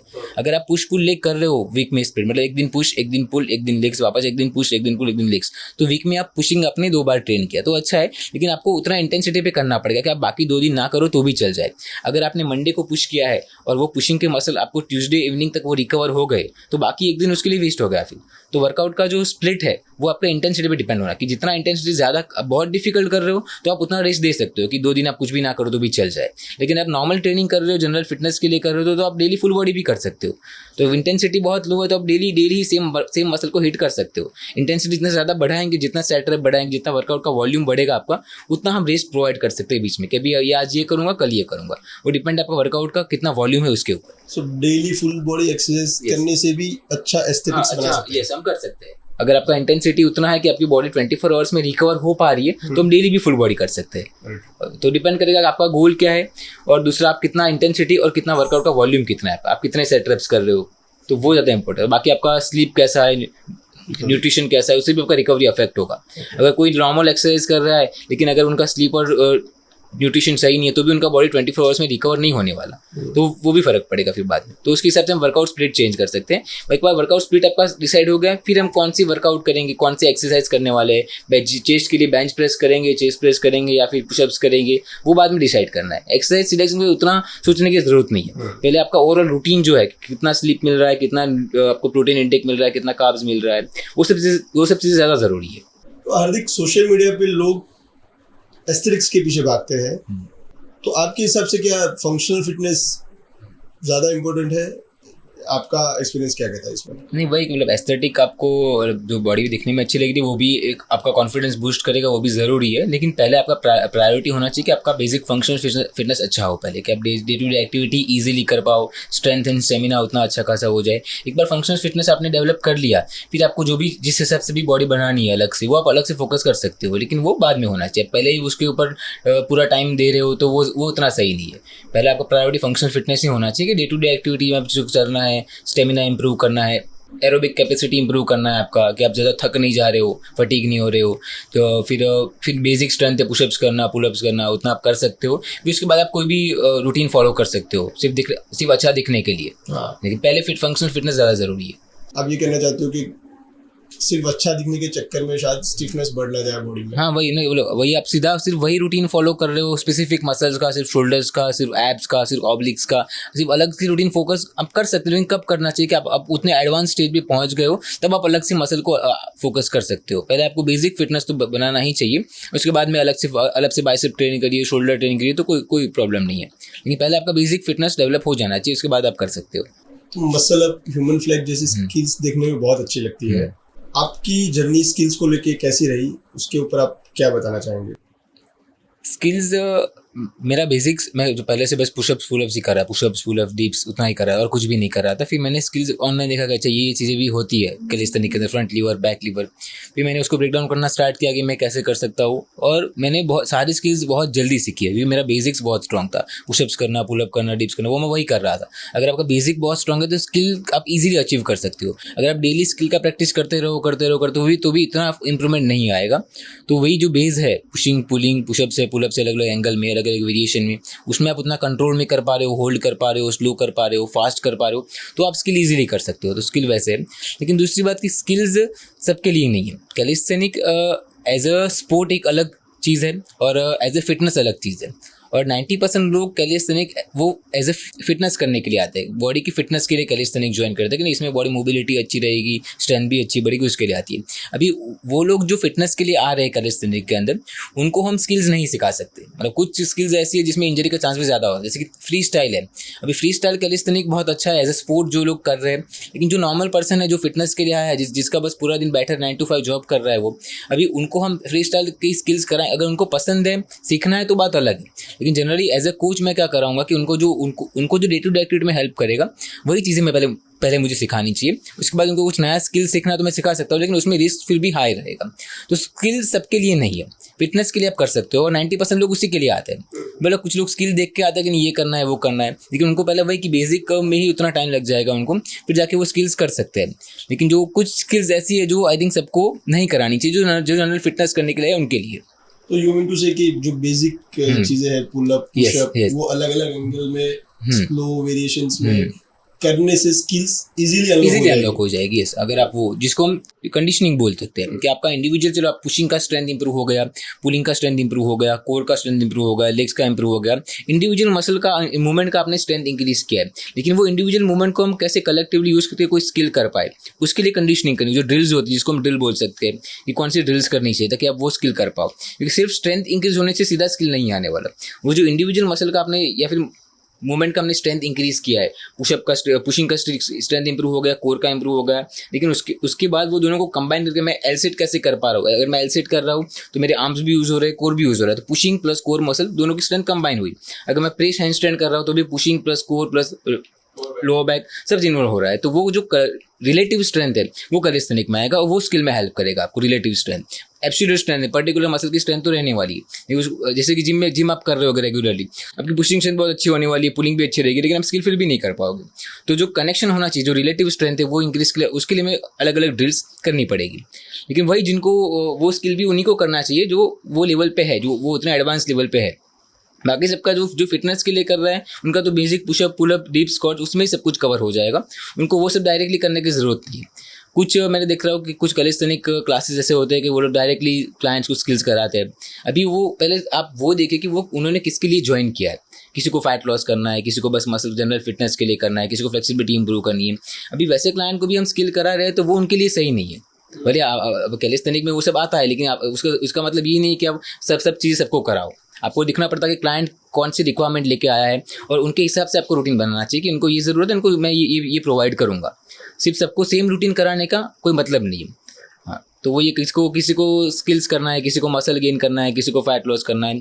5 लोग मेरे पास आ रहे हैं, मैं 5 लोग को सेम रूटीन करा रहा हूँ कि आप पुशअप करिए, पुलअप करिए। बेसिक फिर भी ठीक है, पुशअप पुलअप सबको करना चाहिए बेसिक लेवल से, लेकिन जो स्किल्स है वो सबके लिए नहीं है, तो आपको सबको नहीं कराना चाहिए। जो ज़रूरत है उसके हिसाब से करा सकते हैं। यस। सो कैलिस्थेनिक्स में माइंड बॉडी कनेक्शन का बहुत ही ज़्यादा इंपॉर्टेंस है। कैसे फोकस एंड बॉडी कंट्रोल बढ़ाता है? अभी मैंने बताया वैसे कि कैलिस्थेनिक के अंदर ज़्यादातर एब्सोल्यूट स्ट्रेंथ नहीं है, रिलेटिव स्ट्रेंथ है कि आप कैसे हर एक मसल की स्ट्रेंथ को हम एक कनेक्शन में यूज़ करते हैं, सारे मसल की स्ट्रेंथ। जैसे कि अगर आप हैंड स्टैंड कर रहे हो तो हैंड स्टैंड में सिर्फ पुशिंग मसल यूज़ नहीं हो रहे, सारे कोर मसल यूज़ नहीं हो रहे, सिर्फ लेग्स नहीं हो रहा, सारे मसल कॉम्बिनेशन में यूज़ हो रहे हैं। तो वो कॉम्बिनेशन में जो ड्रिल्स रहेगी जो आप करोगे वो इंप्रूव करने के लिए, उसमें आपका बॉडी कंट्रोल भी इंप्रूव होगा और फोकस तो ऑब्वियसली रखना ही पड़ेगा हर चीज़ के अंदर। आप जब कर रहे हो, स्किल्स कर रहे हो तब। तो कैलिस्थेनिक ज़्यादातर जो स्किल्स है कैलिस्थेनिक के अंदर, हैंडस्टैंड है, प्रेस हैंडस्टैंड है, प्लैंच है, वो आपका रिलेटिव स्ट्रेंथ से ज़्यादा है कि एक मसल पे लोड नहीं आ रहा। अगर आप प्लैंच कर रहे हो फॉर एग्जांपल और आगे लीन कर रहे हो तो रिस्ट से वेट ट्रांसफर होगा एल्बो के, अगर एल्बो लॉक रखा हुआ है तो वहाँ से वेट ट्रांसफर होगा शोल्डर में, अगर शोल्डर अपने प्रोट्रैक्ट रखे हुए हैं तो वहाँ से वेट ट्रांसफर होगा मिडल बैक में, मिडल बैक भी राउंडेड रखी हुई तो वहाँ से वेट ट्रांसफर होगा लोअर बैक में, लोअर बैक से ग्लूट्स पे शिफ्ट होगा और फिर लेग्स पे जाएगा। तो वो पूरा एक जो कनेक्शन होना चाहिए रिलेटिव स्ट्रेंथ में, तो हर एक जॉइंट के ऊपर लोड ट्रांसफर हो रहा है और वो कनेक्शन बना तभी वो वेट ट्रांसफर हो पाएगा और आप कर पाओगे। अगर जैसे कि आपका शोल्डर प्रोट्रैक्शन चला गया और नॉर्मल हो गया, फिर आप प्लैंच करने का ट्राई कर रहे हो तो पूरा बॉडी वेट यहाँ से ट्रांसफर होकर पूरा शोल्डर्स भी आएगा। अभी शोल्डर आपका उतना बॉडी वेट लिफ्ट नहीं कर पाएगा और आप होल्ड नहीं कर पाओगे, तो उसमें आपका स्कैपुलर कंट्रोल वो सब ज़्यादा अच्छा होना चाहिए ताकि वो स्किल आप कर पाओ। तो कैलिस्थेनिक की काफ़ी सारे मूवमेंट में ऐसा है कि जैसे कि पुशिंग पुलिंग में तो पूरा स्कैपुलर मूवमेंट के ऊपर ही है कि कितना प्रोट्रैक्ट करना, न्यूट्रल रखना, कब रिट्रैक्ट करना, कब डिप्रेस करना, कब एलिवेट करना। एलिवेशन तो बहुत कम होता है, लेकिन जो स्कैपुलर मूवमेंट है उससे आपका पुशिंग पुलिंग काफ़ी इंप्रूव होगा। तो वो सब चीज़ें बहुत जब बेसिक स्टार्ट करते हैं कैलिस्थेनिक तभी ये सब चीज़ सिखाई जाती है कि आप स्कैपुलर कैसे कंट्रोल करो। तो बॉडी कंट्रोल तो ऑब्वियसली बाकी सब जो मूवमेंट है उससे तो काफ़ी ज़्यादा इंप्रूव होने वाला है। अब रेगुलर जिम करो, जिम में भी वैसे इंप्रूव होता है, लेकिन ज़्यादातर लोग उतना फोकस करते नहीं है। स्कैपुलर मूवमेंट है उसके अंदर, जो बहुत एक्सपीरियंस हो गए उनको पता है। जो बिगिनिंग में जिम करते हैं, जैसे कि लेट पुल डाउन कर रहे हैं, पुलअप करने का ट्राई कर रहे हैं, उनका सबसे पहले ये चीज़ होगा, जैसे वो पुलअप करने का ट्राई करेंगे शोल्डर ऊपर आ जाएंगे। अभी जैसे ही शोल्डर आपके स्ट्रग हुए तो जो लेट मसल था आपका वो तो स्ट्रेच हो गया। अगर कोई भी मसल जब स्ट्रेच होगा तो उसमें इतना टेंशन मेंटेन नहीं हो पाएगा और सिर्फ बाइसेप से पुलअप करने का ट्राई करोगे। तो पुलअप ना होने का रीज़न भी यही है। देखो आप सब लोग से 5-10 पुशअप होते हैं, पुलअप एक आधी कोई कर पाता है या फिर एक भी नहीं होता। उसका मेन रीज़न क्या है कि जब हम पुलअप करने का ट्राई करते हैं, मैंने बताया वैसे शोल्डर स्ट्रग होता है, लेट स्ट्रेच हो गया, तो जो आपको डिप्रेस करना था वो आपने एलिवेट कर दिया। तो अगर स्कैपुलर मूवमेंट सही नहीं है आपका तो बैक मसल एंगेज नहीं हो पाएंगे, बैक मसल एंगेज नहीं हो पाएंगे तो आप पुलअप का एफर्ट नहीं लगा पाओगे। तो ये सब जो कंट्रोल है वो कैलिस्थेनिक में तो सबसे पहले बिगिनिंग में ही सिखाया जाएगा आपको, ताकि वो चीज़ आप बेसिक पुशअप में भी पुलअप में भी वो कंप्लीट कर पाओ, अचीव कर पाओ। उससे आपको बॉडी कंट्रोल काफ़ी इंप्रूव होने वाला है। yes. और हैंडस्टैंड जैसे स्किल्स में ब्रीदिंग का भी कितना इंपॉर्टेंस है? ब्रीदिंग चीज़ ऐसी है ना कि वो डिपेंड करता है कि वर्कआउट कितना डिफिकल्ट है। जैसे कि मेरे लिए पुशअप्स करना बहुत इजी है, तो अगर मैं उसमें गलत ब्रीदिंग पे करूँगा तो भी मुझे कोई फ़र्क नहीं पड़ेगा। लेकिन जैसे जैसे डिफिकल्टी इंप्रूव होगी, जैसे कि मैं 100 kg स्क्वाट कर रहा हूँ, मेरे लिए बहुत डिफिकल्ट है, तो उसमें तो मुझे ब्रीद इन करके कोर ब्रेस करना बहुत ज़रूरी है ताकि वेट अच्छे से ट्रांसफर हो पाए। तो उसमें ब्रेस करना, मैं ब्रीद होल्ड भी करना पड़ता है उसके अंदर, वेट लिफ्टिंग के अंदर। फिर मैं पुल डाउन जा रहा हूँ, ऊपर आके फिर सांस छोड़ दूंगा। जिम में मैं 100 kg स्क्वाट भी अगर कर रहा हूँ तो मैं पहले सांस लूँगा, कोर को ब्रेस करूँगा, फिर स्क्वाट करके वापस ऊपर आके सांस वापस निकाल दूंगा। तो कुछ मूवमेंट, जितनी भी मूवमेंट डिफिकल्ट होगी वैसे ब्रीदिंग उतना ज़्यादा इंपॉर्टेंट हो जाएगा आपके लिए। अगर मेरे लिए पाइक पुशअप करना बहुत डिफिकल्ट है, उसमें मैं सांस रोक दूंगा तो मैं उतना अच्छे से कर तो लूंगा मैं, लेकिन रिपीटेशन उतने इंक्रीज नहीं कर पाऊंगा। अगर आपने ब्रीदिंग कंट्रोल में control inhale and control exhale कर रहे हो तो आप रिपीटेशन ज़्यादा कर सकते हो, क्योंकि आपने सांस कंटिन्यू रखा। सांस रोक देंगे तो आप 5-10 सेकंड ही होल्ड कर पाओगे या ये रिपीटेशन कम हो जाएंगे। तो जैसे जैसे वर्कआउट का डिफिकल्टी इंक्रीज होता है वैसे वैसे ब्रीदिंग बहुत इंपॉर्टेंट हो जाएगा। मतलब ईजी है उसमें, मेरे लिए 5 kg उठाना ईजी है, मैं कैसे भी सांस लूँ या सांस रोको कोई फर्क नहीं पड़ेगा। लेकिन अगर मैं 20 किलो उठा रहा हूँ, मेरे लिए डिफिकल्ट है, उसमें मैंने सांस रोक दिया तो मैं उठा ही नहीं पाऊंगा। उसमें मुझे थोड़ा एक्सेल करना पड़ेगा ताकि कोर भी एंगेज जो वेट ट्रांसफर हो, तो वो चीज़ें फर्क पड़ता है। जितनी डिफिकल्ट हो जाएगी उतना ब्रीदिंग मैटर करेगा। आपको स्किल्स में होल्ड करना है, हैंडस्टैंड में होल्ड करना है। अगर आपने सांस रोक दिया तो आप ज़्यादा होल्ड नहीं कर पाओगे, 10 सेकंड 20 सेकंड तो अब खत्म हो जाएगा। अगर आप कंट्रोल इनहेल एक्सेल मेंटेन रखा हुआ है तो होल्ड कर पाओगे। और ये चीज़ हर चीज़ जिसमें भी आप होल्ड कर रहे हो, एल सिट हो गया, हैंडस्टैंड होल्ड हो गया, पुलअप का होल्ड कर रहे हो आप, या स्क्वाट में होल्ड कर रहे हो, प्लैंक कर रहे हो, बेसिक प्लैंक, जब भी हम होल्ड कर रहे हैं तो पूरा फोकस ब्रीदिंग के ऊपर ही है। जितना आप स्लो एंड कंट्रोल में ब्रीदिंग मेंटेन रख पाओगे उतना आप ज़्यादा होल्ड कर पाओगे। सिंपल मैंने ऐसे देखा होगा कि कुछ क्लाइंट सिर्फ प्लैंक में ही एक ही दिन में उनका जो PR था कि वो कितना कर सकते हैं प्लैंक होल्ड, वो बस ब्रीदिंग कंट्रोल करने से वो जिनका लिमिट था उससे वो डबल भी कर सकते हैं सिर्फ ब्रीदिंग में कंट्रोल लाने के बाद। तो उतना फ़र्क पड़ता है ब्रीदिंग के जब हम होल्ड कर रहे हैं वैसी चीज़ों के अंदर। वर्कआउट में भी फ़र्क पड़ता है, जैसे कि पुशअप कर रहे हैं, पुलअप कर रहे हैं, दूसरा कि कब लेना होता है। तो जनरली 90% मूवमेंट में अगेंस्ट ग्रेविटी एक्सेल होता है, क्योंकि हम वहाँ पे एफर्ट लगाते हैं तो कोर एंगेज होता है वैसे चीज़ में। लेकिन दूसरा स्पाइन पर भी फ़र्क पड़ेगा कि जब स्पाइन आपका कब ओपन हो रहा है, कब आप आगे झुक रहे हो या ट्विस्ट कर रहे हो। तो जनरली जब हम आगे झुकते हैं या ट्विस्ट करते हैं तो एक्सेल करना होता है। अगर मैं पुलअप में चेस्ट आउट कर रहा हूँ तो सांस लेना होता है। चित्र पे मेरी बॉडी होलो में जा रही है अगर इन केस, तो मुझे सांस निकालना पड़ेगा। तो वो हर मूवमेंट की भी वो चेंज होगा ब्रीदिंग का, तो वो बहुत ज़रूरी, वो बहुत फ़र्क है। जितना डिफिकल्ट मूवमेंट होगा उतना ब्रीदिंग बहुत ज़्यादा ज़रूरी है। अगेंस्ट ग्रेविटी का एक आधा एग्जांपल देंगे आप? अगर आप पुशअप्स कर रहे हो फॉर एग्जांपल, तो मैं पुशअप में ऊपर आ रहा हूँ तो मैं स्मॉल एक्सेल कर सकता हूँ ऐसे करके, ताकि मेरा उससे क्या होगा कि जो मेरा कमर ड्रॉप कर रहा था वो एक्सेल करने से मेरे एब्डोमिनल मसल्स स्ट्रांग हो जाएंगे, वो टाइट हो जाएंगे। तो जब मैं एक्सेल करूंगा तो कोर मेरा ड्रॉप नहीं होने वाला। अगर मैं पुलअप भी कर रहा हूँ, हैमर पुलअप कर रहा हूँ, उसमें भी अगर मैं एक्सेल करने वाला हूँ उसमें भी मेरा कोर थोड़ा एंगेज होगा, तो भी मुझे थोड़ी जितना हो रही है मेरे से उससे मैं एक आध काउंट ज़्यादा कर सकता हूँ अगर मैंने ब्रीदिंग सही से किया तो।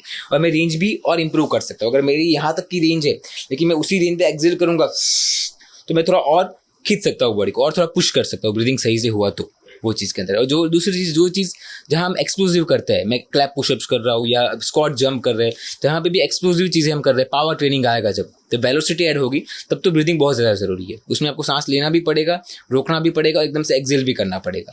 मैं अगर आपको एक एग्जाम्पल, अगर मैं पंच कर रहा हूँ तो मैंने पंच किया, पंच थ्रो किया, तो इतना पावर लग रहा है उसके अंदर। दूसरा मैं वेट ट्रांसफर करूँगा तो बॉडी वेट का भी ट्रांसफर होगा, ये चीज़ होगा। और ब्रीदिंग का भी कि जितना मैं स्लो पंच कर रहा हूँ तो ये सांस निकल गया, मैंने नॉर्मल लिया, मैं सांस लिया हुआ है। अगर जितना फास्ट है, अगर मैं जितना तो मूवमेंट के हिसाब से भी ब्रीदिंग सिंक होना चाहिए, तो भी आपका कोर एंगेज होगा और आप उतना वेट ट्रांसफर कर पाओगे। जो लेग्स का, बॉडी वेट का मेरा वेट जो ट्रांसफर कर पा रहा हूँ तो उतना फोर्स में लगा सकता हूँ अगर मैं ब्रीदिंग सही से करूँगा तो। अगर ब्रीदिंग सही नहीं है, सिर्फ मैं थ्रो कर रहा हूँ पंच, तो सिर्फ पुशिंग का, आर्म्स का ही पावर जा रहा है। मैं ब्रीदिंग से फिर पंच कर रहा हूँ तो पूरा बॉडी का वेट ट्रांसफर होगा। तो कुछ चीज़ें में तो ब्रीदिंग बहुत ज़्यादा ज़रूरी है। जब एक्सप्लोजिव करेंगे, हम पंच करेंगे, किक करेंगे, तो वैसे मूवमेंट तो बहुत ज़्यादा ज़रूरी है पावर मूवमेंट के अंदर, एक्सप्लोजिव मूवमेंट के अंदर। सो जब स्ट्रेस ज़्यादा होता है तो प्रोग्रेस क्या कम हो जाता है? आपके एक्सपीरियंस से क्या बोलना चाहोगे आप इस पे, और स्ट्रेस को कैसे कम कर सकते हैं?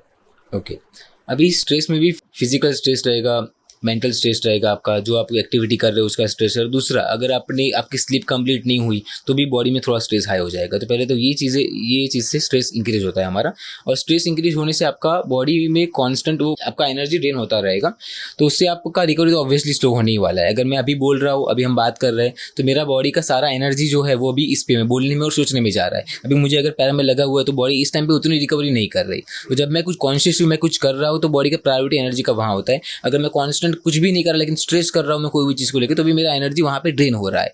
तो जब बॉडी कोई टास्क कर रही है तो बाकी सारी जो रिकवरी प्रोसेस होनी चाहिए वो सब नहीं होने वाली। अगर बॉडी जब एकदम पीस में रहेगी, डीप स्लीप में होगी या फिर आप बिल्कुल रेस्ट में होगी, तब बॉडी बाकी रिकवरी प्रोसेस करने वाली। तो वो तो है कि स्ट्रेस हाई रहेगा बॉडी में, तो कॉन्स्टेंट एनर्जी आपकी ड्रेन होती रहेगी और उससे आपका बॉडी रिकवरी तो आपका स्लो होने ही वाला है। रिकवरी स्लो का तो जो हमने वर्कआउट स्प्लिट डिजाइन किया था कि आज ये करना है, कल वो करना है, अगर आज करने के बाद आपका बॉडी जो रिकवर हो जाना चाहिए था 24 या 48 आवर्स के अंदर, उतने टाइम में अगर आपने स्ट्रेस हाई रखा हुआ है या फिर स्ट्रेस हाई है आपको, तो बॉडी रिकवर नहीं हो पाएगी। तो आपको वर्कआउट स्पीड आप वो फिर फॉलो नहीं कर सकती। और अगर आपने स्ट्रेस में वर्कआउट और कर दिया तो उल्टा स्ट्रेस बढ़ जाएगा आपका, तो वो चीज़ सही नहीं। तो ऑब्वियसली प्रोग्रेस आपका स्ट्रेस हाई होने की वजह से स्लो हो ही जाएगा।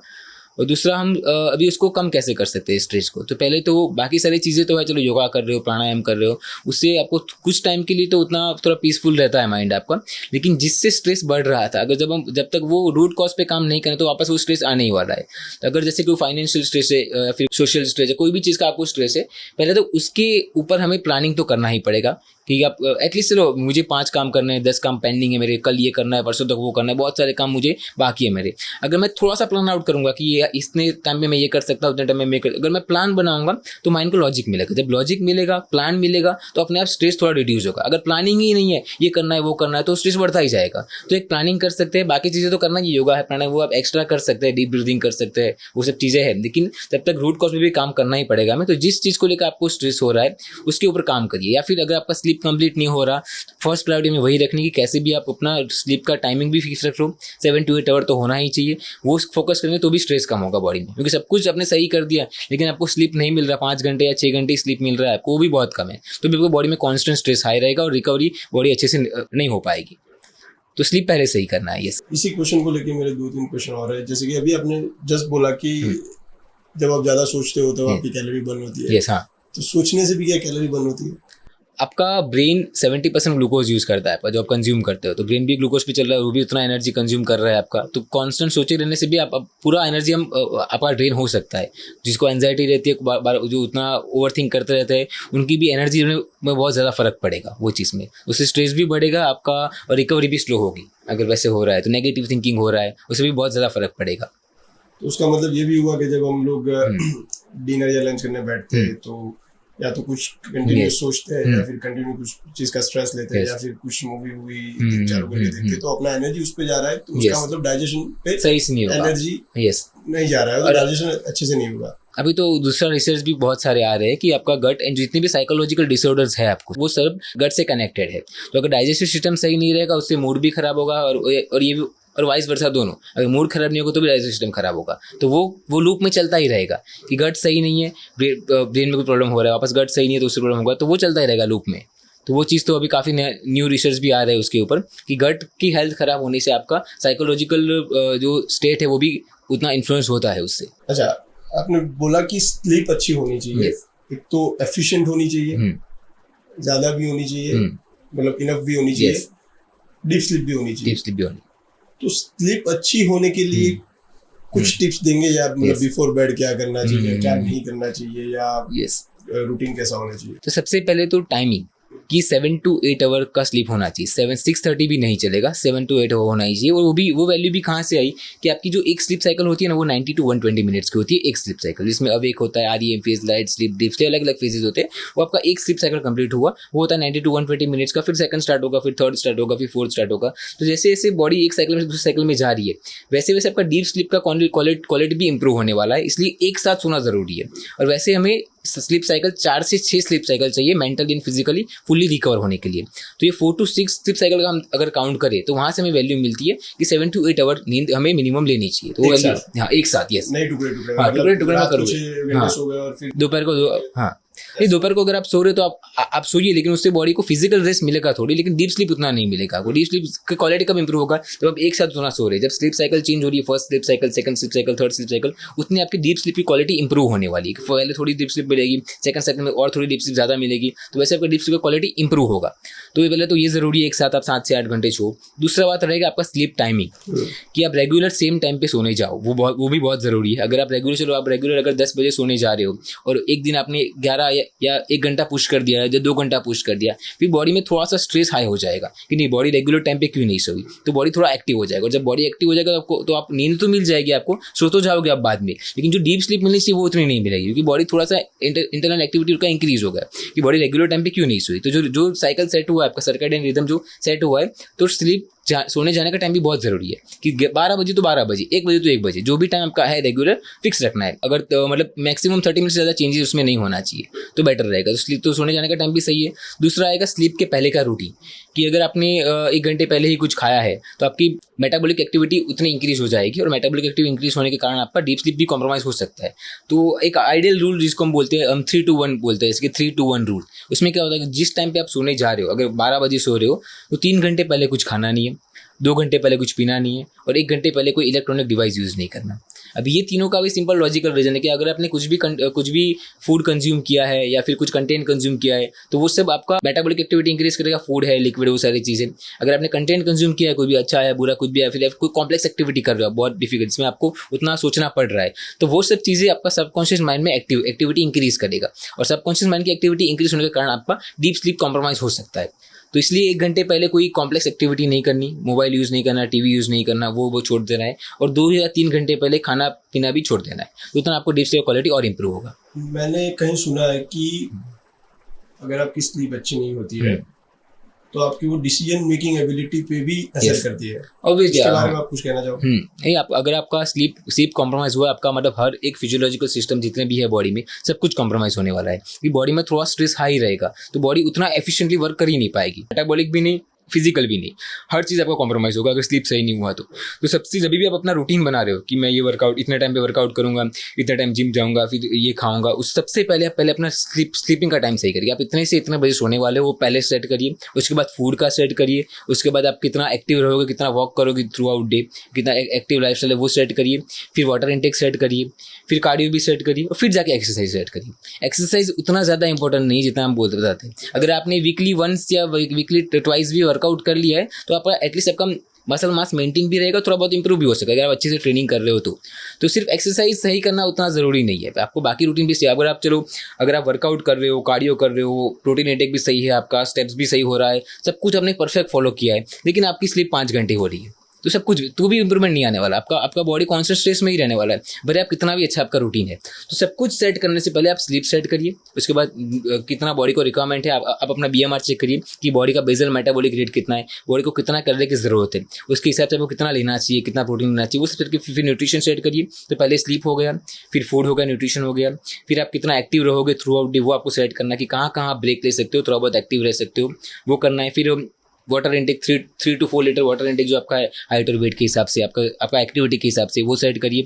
फिर कंटिन्यूस कार्डियो हो रहा है नहीं हो रहा। अभी कंटिन्यूस कार्डियो में कैसा आता है कि अगर मैं यहाँ से ही खड़ा रहूँ तुरंत वॉक करना स्टार्ट कर दूँ फॉर एग्जाम्पल, तो मेरी बॉडी इनिशियली जो फर्स्ट 5-10 सेकंड रहेगी, 15 सेकंड तक बॉडी क्रिएटिन यूज़ करेगी जो मेरे मसल में ऑलरेडी स्टोर होता है। तो इनिशियली बॉडी क्रिएटिन यूज़ करना स्टार्ट करेगी, फिर बॉडी ग्लाइकोलाइटिक सिस्टम एक्टिव करेगी, जो आपने खाया है उसको कंज्यूम करके ग्लूकोज बनाएगी, वो हमारे सेल यूज़ करेंगे। तो 10 मिनट, 15 मिनट, 20 मिनट तक वो सिस्टम चलेगा। उसके बाद भी अगर आप एक्टिव रहे तो फिर बॉडी ऑक्सीडेटिव सिस्टम पे शिफ्ट करेगी, जहाँ बॉडी कार्ब्स भी यूज़ कर सकती है और फैट भी यूज़ कर सकती है अगर आप लो इंटेंसिटी कंटिन्यू रहे तो। अगर आप हाई इंटेंसिटी ट्रेनिंग कर रहे हो उसमें बॉडी फैट यूज़ नहीं करेगी, क्योंकि हाई इंटेंसिटी ट्रेनिंग में बॉडी को इंस्टेंट एनर्जी चाहिए कि अभी के अभी एनर्जी ज़रूरत है। उस टाइम पे बॉडी फैट कन्वर्ट नहीं करने वाली। उस टाइम पे बॉडी जो लीवर ग्लाइकोजन है, जो लीवर में ग्लाइकोजन स्टोर हुआ है, उसको ब्रेक डाउन करके वहाँ से ग्लूकोज लेगी और फिर आपको एक्टिविटी में देगी। तो हाई इंटेंसिटी भी ज़रूरी है रेस्टिंग हार्ट रेट को कम करने के लिए। वो हम आते हैं बात पे कि रेस्टिंग हार्ट रेट कितना ज़रूरी है हार्ट के लिए। कि अभी हम फिजिकल फिटनेस की बात तो कर रहे हैं कि स्ट्रेंथन होना चाहिए, मोबिलिटी, स्टेबिलिटी। अभी भी जो केसेस बढ़ रहे हैं हार्ट के, उसके लिए भी कौन से पैरामीटर्स है जो हम चेक कर सकते हैं कि कितना स्ट्रेंथन है हमारा, रेस्टिंग हार्ट रेट है, रिकवरी हार्ट रेट है, उसके बारे में हम बात करेंगे, वो भी ज़रूरी है। यस।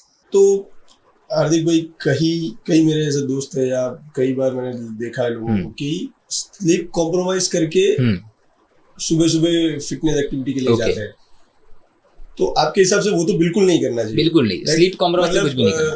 उन्होंने लेट नाइट तक काम करा है, सुबह अर्ली ऑफिस जाना है, but they don't want to miss gym, उनकी कोई भी फिटनेस एक्टिविटी, तो 5 घंटे की नींद लेके फिर भी जिम जाएंगे या फिर भी फिटनेस की कुछ एक्टिविटी करेंगे। उसके बारे में आपका क्या कहना है? नहीं, स्लीप तो आपको बिल्कुल भी कॉम्प्रोमाइज, बोला फर्स्ट प्रायोरिटी आपका वही होना चाहिए कि अगर स्लीप कॉम्प्रोमाइज करके आप इतने भी अच्छी एक्टिविटी क्यों ना कर रहे हो, वो उतना आपको हेल्प नहीं कर पाएगी जितना। क्योंकि चलो आप स्लीप में जो चीज़ें डीप स्लीप में होती है ना, अभी बॉडी का काम है बॉडी को हील करना। कुछ भी मुझे लगा हुआ है, मेंटल कुछ भी इशू है, फिजियोलॉजिकल कुछ भी इशू है, बॉडी उसको हील कर सकती है, लेकिन हम उसको उतना रेस्ट दे। तो अभी बाकी टाइम भी हम बाकी टाइम कैसा रहता है कि हम कितना भी ट्राई कर ले, कुछ ना कुछ एक्टिविटी चलता ही रहे, कौन से कुछ ना कुछ सोच रहे, कुछ ना कुछ एक्टिविटी कर रहे, स्ट्रेस ले रहे। तो जो चीज़ें बॉडी डीप स्लीप में कर सकती है वो चीज़ डे टू डे एक्टिविटी में कभी नहीं कर पाएगी।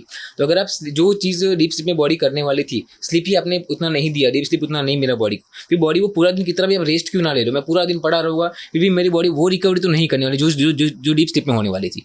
तो वो बहुत ज़्यादा जरूरी। इसलिए स्लीप कॉम्प्रोमाइज़ करके आप कितना भी अच्छा एक्टिविटी क्यों ना कर रहे हो, वो आपको उतना बेनिफिट प्रोवाइड नहीं कर पाएगा जितना आपको स्लीप प्रोवाइड करके देती है। ऐसे केस में आपका कहना ये है कि आप भले 2 दिन करिए या 3 दिन करिए, बहुत अच्छे फॉर्म के साथ, बहुत अच्छी इंटेंसिटी के साथ करिए, बट बाकी के दिन आप स्लीप को अच्छे हाँ से डेली, यस, स्लीप आप डेली कंप्लीट करिए। जो भी रिक्वायरमेंट है 7 to 8 आवर स्लीप है वो डेली मिलनी चाहिए। उसके बाद जो भी टाइम मिल रहा है उसमें आप कार्डियो एक्टिविटी करिए, स्ट्रेंथ एक्टिविटी करिए, कैलिस्थेनिक करिए, क्रॉसफिट करिए, जिम्नास्टिक करिए, कोई भी चीज़ करिए, वो फर्क नहीं पड़ता। लेकिन जो स्लीप पहली प्रायोरिटी वो कंप्लीट होना चाहिए, फिर न्यूट्रिशन कंप्लीट होना चाहिए, वो सब फॉलो हो रहा है। उसके बाद आप फिजिकल एक्टिविटी का सोचिए, मैं फिजिकल एक्टिविटी में एक्स्ट्रा क्या करूँगा।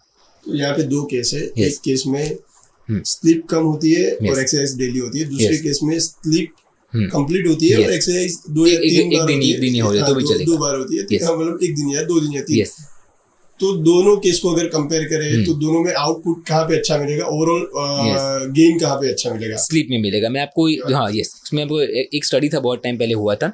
2 ग्रुप थे, दोनों ग्रुप को वेट लॉस का डाइट दिया हुआ था, एक्सरसाइज प्लान भी, डाइट प्लान भी, सबका सेम दिया हुआ था।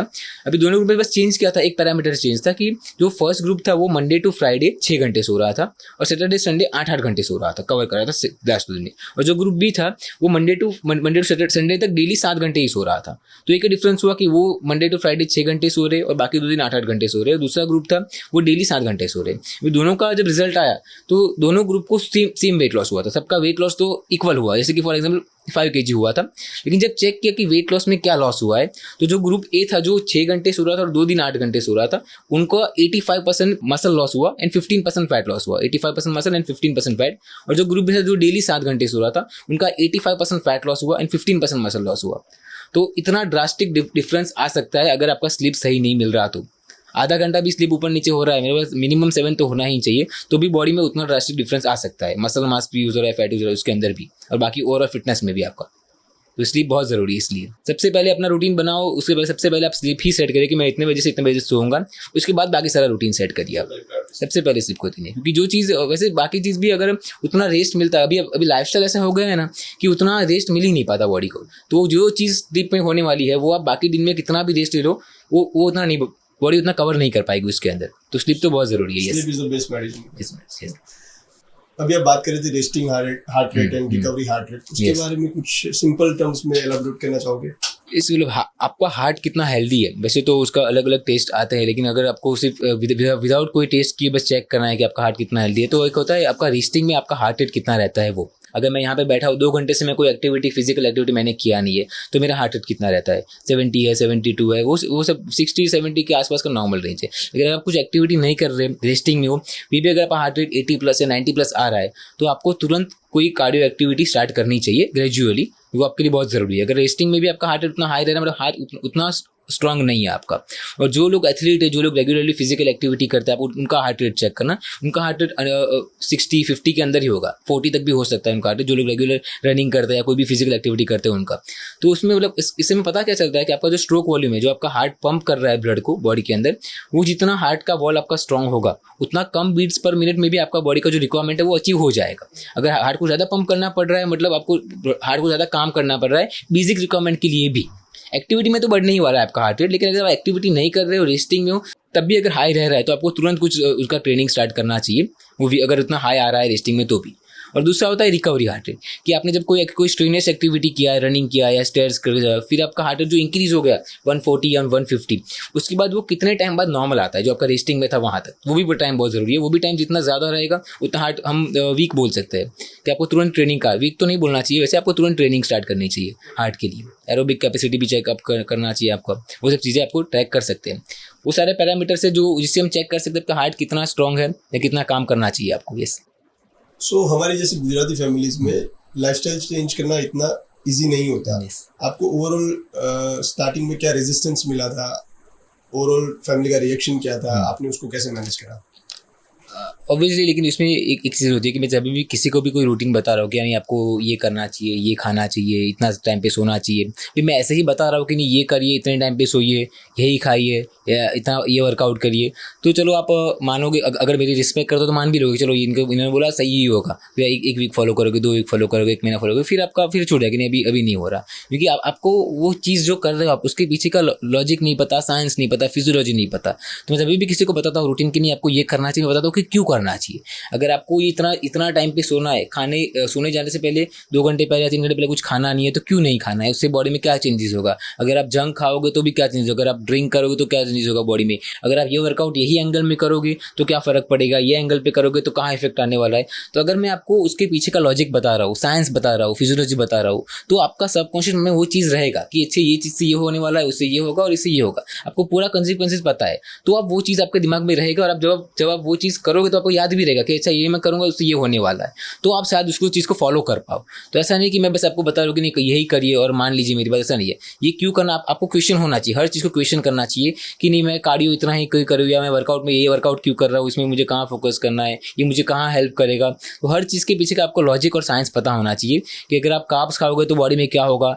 अभी इंसुलिन हाई होगा, वो नॉर्मल प्रोसेस है। अभी सब लोग ने बहुत हाइप बना दिया कि अगर आप ये खाने से इतना इंसुलिन इंक्रीज हो रहा है, ये खाने से इतना शुगर हाई हो रहा है, आपका ग्लूकोज स्पाइक हो रहा है। तो अभी वो चीज़ जो है कार्ब्स खाने से, कुछ भी खाने से आपका ग्लूकोज स्पाइक होना, ब्लड ग्लूकोज लेवल हाई होना, वो नॉर्मल प्रोसेस है, नेचुरल प्रोसेस है। कॉर्टिजोल भी हाई होना, कॉर्टिजोल स्ट्रेस हार्मोन है जो इंक्रीज होता है, वो भी नॉर्मल प्रोसेस है। तो वो सब प्रोसेस है, आपको उसके पीछे का साइंस पता होना चाहिए कि नहीं इंसुलिन हाई हुआ, वो ग्लूकोज को मैनेज कर रहा है, जहाँ चाहिए वहाँ डाल रहा है, तो वो चीज़ें आपको पता होना चाहिए। तो जब भी मैं कोई किसी को रूटीन बता रहे तो उनको अगर लॉजिक के साथ, रीजन के साथ बता रहे तो वो लॉन्ग टाइम के लिए फॉलो कर पाएंगे, उनके दिमाग में भी रहेगा। अगर मैंने उनको बताया अब ये खाओगे इसमें बॉडी में ये चेंजेस होगा, फिर ये चेंजेस कराएगा, तो आपको वो सब चीज़ें याद रहेगी। सिर्फ मैंने बताया है इसलिए याद रख पाना वो उतना डिफिकल्ट है, वो आप नहीं करोगे उतना। अगर बहुत रिस्पेक्ट कर रहे हो तो थोड़ा बहुत याद रखोगे, वरना वो भी याद नहीं रखोगे, इसने बोला है ठीक है हाँ, वो नहीं फॉलो कर पाओगे। तो कोई भी गुजराती फैमिलीज में भी है, उनको बताना पड़ेगा कि नहीं प्रोटीन लेना है तो क्यों लेना है, प्रोटीन से क्या क्या होगा। उनको जब भी जॉइंट इश्यू हो रहे हैं, अभी जैसे कि ये भी एक क्वेश्चन आता है कि लोग को बोलते हैं कि नहीं आप दाल चावल सब्जी रोटी तो खा रहे हो, उसमें पनीर ऐड करिए या टोफू ऐड करिए। तो वो लोग अभी तक तो हमारे फैमिली ने किसी ने लिया नहीं, वो इतने साल जिए, 80 साल जिए, 90 साल जिए, उनको कुछ हुआ नहीं। तो उनको ये बताना चाहिए कि चलो वो जिए तो है, लेकिन उनकी लाइफ कैसी थी। अभी अभी आप घर में भी देखो, खुद के घर में आप देखो बस कि घर में किन लोग को कितना इशू है, नेक हो रहा है, नेक पेन है, बैक पेन है, नी पेन है, जो भी इशू है वो क्यों हो रहा है। बॉडी का काम है, जो फंक्शनल बॉडी है, जो स्ट्रक्चरल यूनिट है वो बॉडी का, वो प्रोटीन है, स्ट्रक्चरल यूनिट। तो अगर आप प्रोटीन ही कम रहेगा बॉडी में तो वो सब इशू होने वाला है। और बॉडी का तो काम है एडजस्ट करना। तो अगर आप खाने में से प्रोटीन नहीं ले रहे हो तो बॉडी बाकी सिस्टम में से कॉम्प्रोमाइज़ कर रहा है। आपका हेयर है, आपका स्किन है, नील्स है, तो वो सब सिस्टम में से बॉडी कॉम्प्रोमाइज़ कर सकता है। तो हमें हर चीज़ का रीज़न बताना पड़ेगा कि ये करना है तो क्यों करना है, प्रोटीन लेना है तो क्यों लेना है। सिर्फ लेना है ऐसा बोलेंगे तो वो नहीं लेंगे। आपको साइंस पता होना चाहिए इसकी वजह का कि प्रोटीन आपकी बॉडी में यहाँ हेल्प करने वाले हैं। बॉडी की जितने भी हार्मोन्स है, सारे हार्मोन्स प्रोटीन से बनते हैं, तो उसमें भी फ़र्क पड़ता है। आपका फैट भी ज़रूरी है, कार्ब्स भी ज़रूरी है, फाइबर भी ज़रूरी है। क्यों ज़रूरी है, बॉडी में क्या चेंजेस करेगा, कहाँ हेल्प करेगा आपको, वो चीज़ अगर हम किसी को बता रहे हैं तो वो फॉलो करने में काफ़ी ईजी हो जाएगा उसके लिए, उसको अगर याद रहेगा।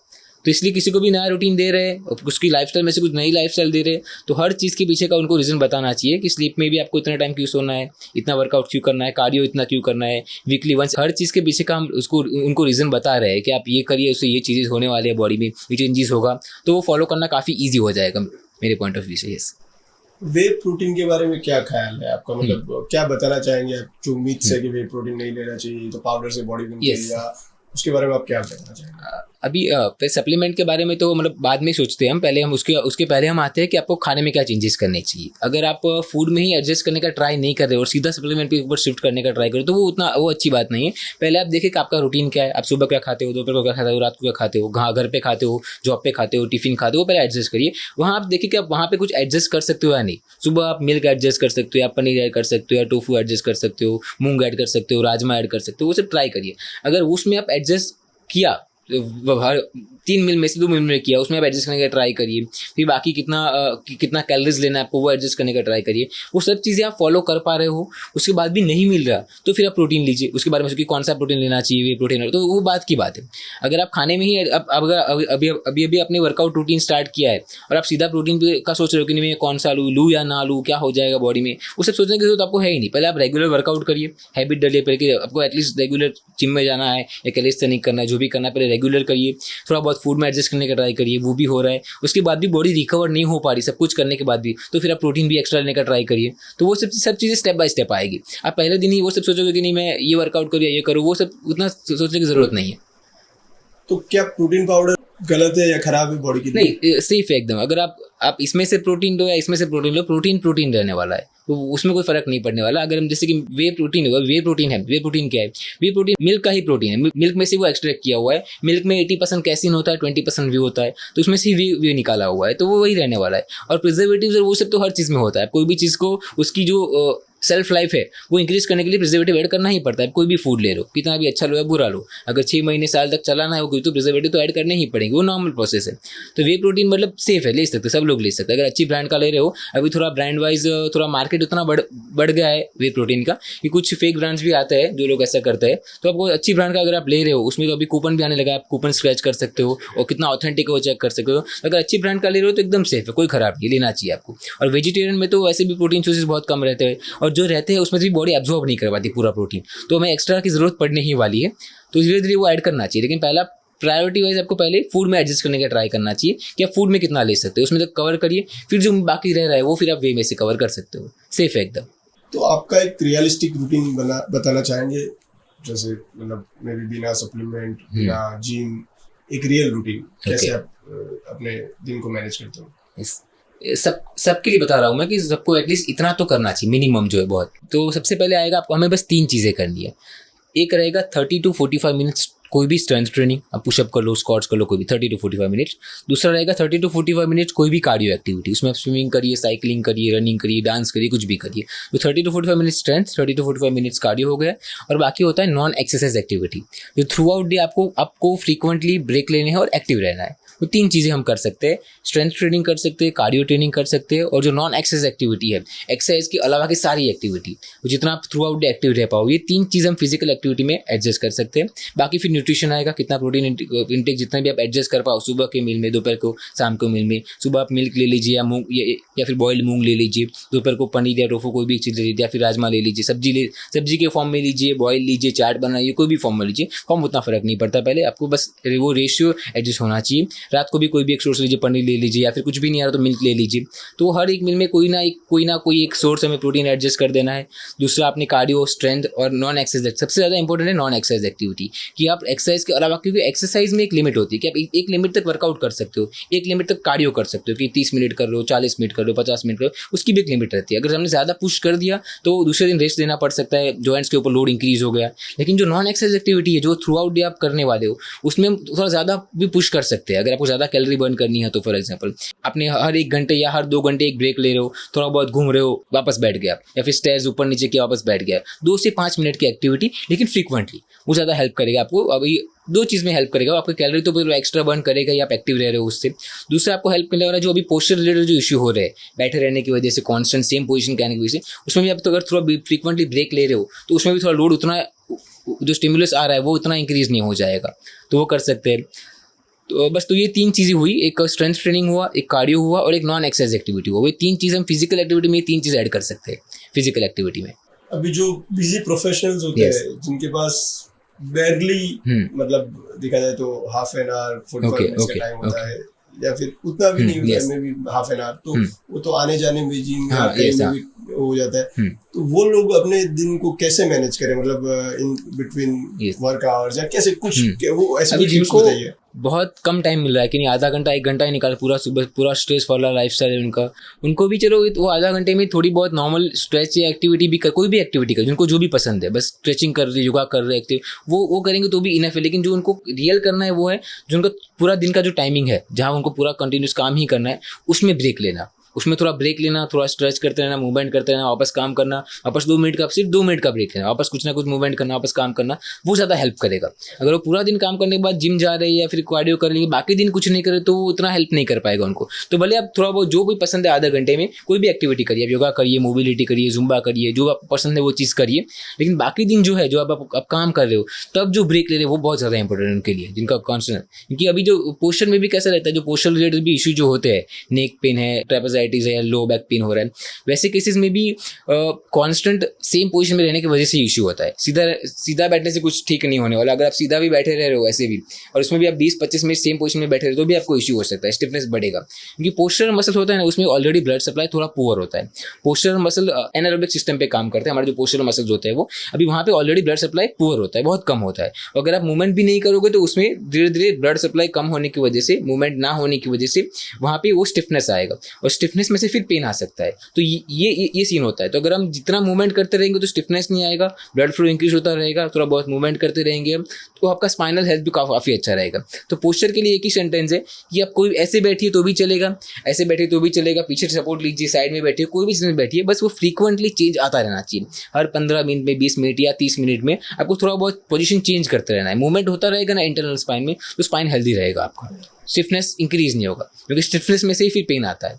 भले आप सीधे भी बैठे हो और 20-30 मिनट होगा तो भी आपको इश्यू हो सकता है स्पाइन के अंदर। तो बस फ्रीक्वेंटली मूवमेंट चेंज होता रहना बहुत जरूरी है। बिल्कुल, या फिर बीच में 5 मिनट का टाइम ब्रेक ले तो सबसे बेस्ट है। अगर आप लेके थोड़ा बहुत वॉक करके वापस बैठो तो सबसे बेस्ट रहेगा। ब्रेक ले रहे हो तो 25 जंपिंग जैक्स कर लिए, समथिंग लाइक दैट। हाँ, बस कोई भी एक्टिविटी है, आपको जो भी एक्टिविटी है वहाँ पे कर सकते हो। थोड़ा बहुत ट्विस्टिंग और रोटेशन भी कर लोगे, थोड़ा फॉरवर्ड बेंडिंग, थोड़ा बैकवर्ड बेंडिंग, स्ट्रेच कर लोगे। कुछ स्ट्रेचेस आते हैं जो करने चाहिए रेस्ट वाले, वो ऐसा हो तो हम एक वीडियो में देख लेंगे कि कौन कौन से स्ट्रेच करने चाहिए। बिल्कुल प्रैक्टिकल वीडियो ये पॉडकास्ट के नीचे आपका कोई हाँ मैं आपको मैं लिंक शेयर कर सकता हूँ मैसेज। अगर एक या दो लाइन में किसी को इंस्पायर करना हो आपको तो क्या बताएंगे? अभी तो इंस्पिरेशन के लिए तो वैसे तो सिचुएशन अभी ऐसी इतनी ख़राब हो गई है ना कि अभी फूड का देख लो, आप एक्टिविटी का देख लो, वर्क लाइफ बैलेंस तो है ही नहीं, बहुत ख़राब है। तो मैं खुद उतने केसेस देखता हूँ डेली के। 20 साल का लड़का आता है, 20 साल की लड़की आती है, वो नेक पेन लेके आ रहे हैं, बैक पेन लेके आ रहे हैं, नी पेन लेके आ रहे हैं, स्ट्रेंथ नहीं है। तो मैं ऐसे केसेस देख रहा हूँ। फिजियो भी मैंने ऐसे केसेस देखे हैं जिनको जितनों नॉर्मल एक्टिविटी में भी इंजरी हो जाती है। तो अभी तो ऐसा है कि आपको करना पड़े ऐसा ही है, अगर आपको नहीं करना तो भी करना चाहिए, ऐसा सिचुएशन आ गया है। मैं इतना केसेस देख रहा हूँ, मुझे ऐसा था जितने भी मेरे क्लोज वन मैं सबको बताता हूँ कि नहीं आप ये सही करिए, स्लीप सही करिए, एक्टिविटी में ये एक्टिविटी आप स्टार्ट करिए, एटलीस्ट वॉक करना स्टार्ट करिए, कुछ नहीं करिए, थोड़ा बहुत स्ट्रेंथ ट्रेनिंग स्टार्ट करिए, वेट ट्रेनिंग स्टार्ट करिए। क्योंकि मैं इतने केसेस देखता हूँ डे टू डे मेरी लाइफ में कि इतने इंक्वायरीज आते हैं कि ये हो गया वो हो गया। तो अभी तो बहुत ज़रूरी हो गया है कि करना ही पड़े, ऐसा सिचुएशन अभी आ गया है। कुछ ना कुछ एक्टिविटी, हाँ कोई भी एक्टिविटी, आप स्ट्रेंथ ट्रेनिंग थोड़ा बहुत ऐड करिए, थोड़ा एक्टिव रहने का ट्राई करिए, थोड़ा वर्क लाइफ बैलेंस मेंटेन रखने का ट्राई करिए, सबके लिए, कोई भी एज का हो। फिर ये एपिसोड में सिर्फ फिटनेस की बात नहीं थी, ये एक रिमाइंडर था कि फिटनेस बाहर से नहीं अंदर से होती है। दाल बात हो या पुल अप बार, अगर नीयत स्ट्रांग है तो बॉडी भी स्ट्रांग बनेगी। सो हार्दिक भाई, thank you for keeping it real. तो मिलते हैं अगले एपिसोड में। Till then, eat simple, move real and stay strong. Thank you.